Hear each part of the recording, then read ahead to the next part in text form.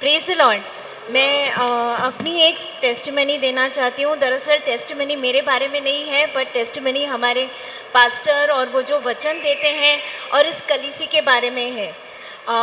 हम सब जानते हैं, मेरे हस्बैंड अमित लगभग 5 साल हुए हैं, लेकिन जब उनको स्ट्रोक हुआ था 2018 में, तो एक ऐसा है कि ज़िंदगी का जैसे नियम, हम उठते हैं, खाना खाते हैं, नहाते हैं, वैसे ही एक लाइफ का एक हैबिट था कि हमें चर्च जाना है, सैटरडे संडे है, और जो भी हम प्रभु के लिए कर सकते हैं वो हम करते थे।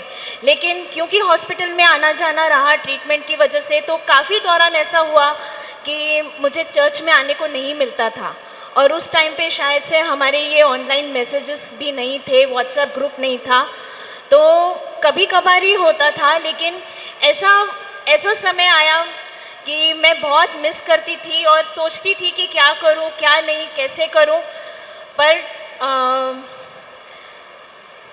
मैं ये बात प्रभु के गौरव में कहना चाहती हूं कि बहुत आशीर्वादित हूं कि मैं इस कलीसी से जुड़ी हुई हूं और इस कलीसी में आती हूं। मुझे पता है कि हॉस्पिटल में कोई बिलीवर नहीं था जो मेरे आसपास मुझे पॉजिटिव बातें बोलता या कुछ बताता, लेकिन मैं ये विश्वास करती थी कि मैं पास्टर के पास अपनी रिक्वेस्ट पहुंचा रही हूं और वो दिन रात हमारे लिए प्रार्थना कर रहे हैं। जब डॉक्टर ने कहा कि अमित का ऑपरेशन करना पड़ेगा, तो उस दौरान उन्होंने कहा कि ये रिस्क आपको उठाना पड़ेगा और ये पूरा रिस्क आप पर है, हम इसकी गारंटी नहीं दे सकते हैं।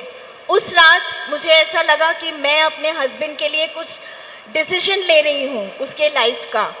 मैं बहुत चिंतित हो गई उस समय, और मैं ये सोच रही थी कि प्रभु मैं क्या करूं, मैं कैसे इस बात का फैसला लूं। मैं उस रात सोई, लेकिन आप यकीन नहीं करेंगे, जब पास्टर यहाँ पे वचन देते हैं और वो हमारे लिए जो भी बोलते हैं वो नहीं कहते हैं, लेकिन उनके द्वारा प्रभु बात करता है। मैं लगभग एक साल कलीसी में आ नहीं सकी थी। मैंने जो भी सोचा उस समय मुझे पता नहीं था, लेकिन उस रात पास्टर मेरे सपने में आए थे और उन्होंने मुझे बोला, मुझे लगभग ऐसे लग रहा था कि मैं चर्च में बैठी हूँ और पास्टर जो प्रेयर कर रहे हैं वो उस दौरान चल रही थी। जब दूसरे दिन अमित का ऑपरेशन हुआ था, मुझे आज भी याद है कि जो अल्फाज डॉक्टर ने कहे थे वैसा कुछ भी नहीं हुआ। 4 घंटे का ऑपरेशन 1.5 घंटे में हुआ। उसको 2 ब्लड बॉटल्स दूसरों के लगने वाले थे, लेकिन ऑपरेशन में उसका अपना ही ब्लड काम आ गया। प्रभु ने उसे नया जीवन दिया, लेकिन ये इसीलिए हो सका क्योंकि हम कलीसी से जुड़े थे। वो प्रोटेक्शन था, वो ब्लेसिंग थी, वो प्रेयर था। मैं कलीसी में नहीं आ रही थी उस दौरान, लेकिन प्रभु महान है। वो सचमुच में जब हमारे पास्टर एक आत्मिक पिता के तौर पर हमारे लिए प्रार्थना कर रहे होते हैं, तो प्रभु हमें अभिषेक करता है, उस बात की आशीष हमें देता है। इसीलिए हम कहते हैं कि आप शनिवार, रविवार, सोमवार आइए और प्रभु का वचन सुनिए।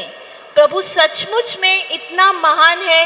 ये एक एक शब्द जो कहते हैं, मैं इसलिए ये कह रही हूँ क्योंकि ये पहले कहते हैं और उसका अनुभव हम वाकई में जग में बाहर देखते हैं कि इनका एक भी शब्द कभी झूठा नहीं जाता।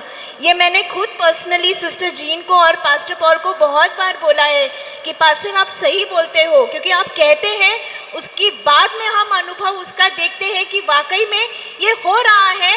But we are blessed. हम इसलिए आशीर्वादित हैं क्योंकि हमें जानकारी पहले से ही सही और गलत की मिल चुकी है, तो हम ये जान सकते हैं कि हमें आगे क्या करना है। इसलिए मैं प्रभु को कोटि कोटि धन्यवाद देती हूँ कि मेरी आज मम्मी नहीं है, लेकिन मेरे स्पिरिचुअल पेरेंट्स हैं। मैं ये जानती हूँ कि मुझे गाइडेंस दिखाने वाला कोई है। प्रभु यहाँ पे मौजूद है।